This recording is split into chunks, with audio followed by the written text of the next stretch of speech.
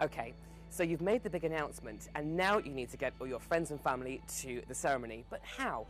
Well, I'm here to look at a more traditional approach that will add a touch of glamour to any occasion. So we need to establish to start off with that you're a calligrapher. Now, is that the right expression? Well, I trained as a calligrapher, gilder and heraldic artist, and my specialism was historical tools and materials. So people tend to more refer to me as a scribe than a calligrapher. Now, I hear traditionally you use cow skin. Tell me a bit about that. Well, historically, letterforms of manuscripts were written on papyrus, and around the second to 4th century there was a huge uproar with papyrus supply from Egypt, and the Egyptians decided they weren't going to supply papyrus to Europe anymore, so they had to find an alternative surface. Parchment and vellum come from animal skins, basically treated like leather. If a couple come to you, where exactly do you start? What services do you offer? I have had guys come to me when they want to propose. This guy called me up and he said, I really love this girl and I'm going to propose to her in Greece this weekend. I've written a poem and I want you to write it out. So that kind of thing then started at the absolute beginning. They then wanted their save the date cards done. Then they wanted the engagement card done. And then they came back to me and they said, right, we're getting close to the wedding and we need to get the invitations done. So they get the invitation design. You sort of think that's about it. And of course, a year later they call you up and go, wait, we're having a baby, you want a birth announcement. Okay, Paul, now we have all these bits and bobs in front of us. Where do we start? Right. I think the first place to start is with the paper. Usually people come to you after they've had their wedding invitations printed, which is a problem. Because invariably, some papers are not good enough to write calligraphy on. They might look beautiful. And so they you might have a be specific modern. type of paper that you use? Well, there's a specific range that you need to work within. For instance, this is a really nice envelope. This is called a cold pressed paper.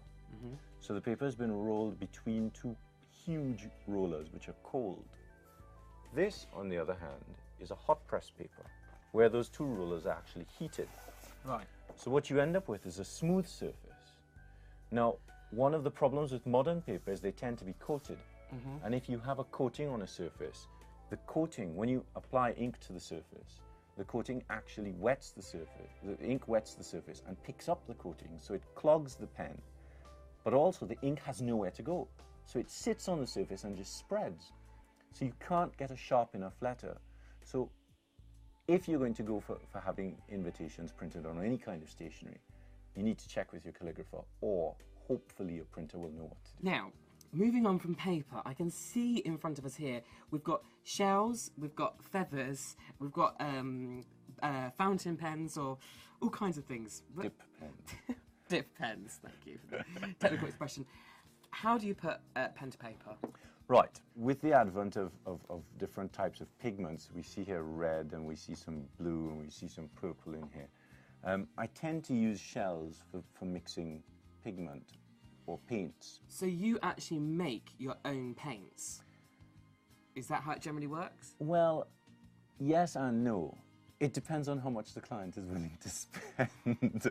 It's always the way, always the way. There are two major types of tools used in calligraphy. There's the pointed pen, which gives you a fine, if you apply pressure to it, it spreads.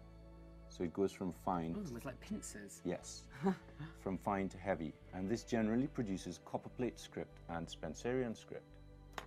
This is a square edge tool. So you don't apply pressure to this. What causes the nib to make a heavier mark is the angle of that square edge to the bottom line of the letters. Those are two major implements that affect script choice.